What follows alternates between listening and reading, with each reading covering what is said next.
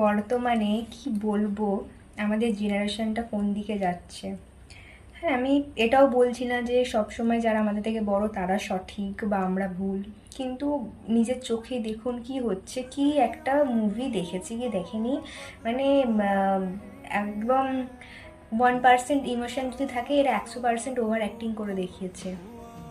এটা মনে হয় মহাবতার নৃসিংহ মুভিটা দেখার পর এরকম রিয়াকশন হলে মানা যেত, যেখানে আসল শাস্ত্র বাণী দেখিয়েছে যেটা আসলেই ঘটেছিল।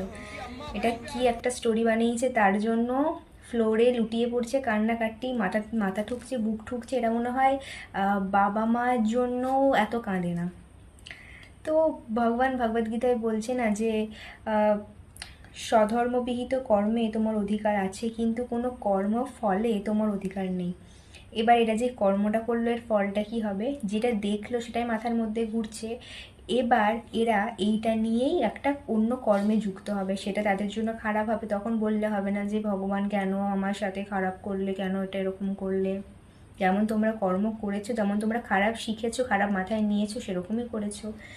এর থেকে যদি আমাদের কেউ বলে হরে কৃষ্ণওয়ালা যাচ্ছে, এই রাধে রাধেওয়ালা যাচ্ছে, এই দেখ তিলক কণ্ঠি পরে হাতে মালা নিয়ে ঘুরেছে, তাহলে ভীষণ গর্ববোধ করে বাঁচুন।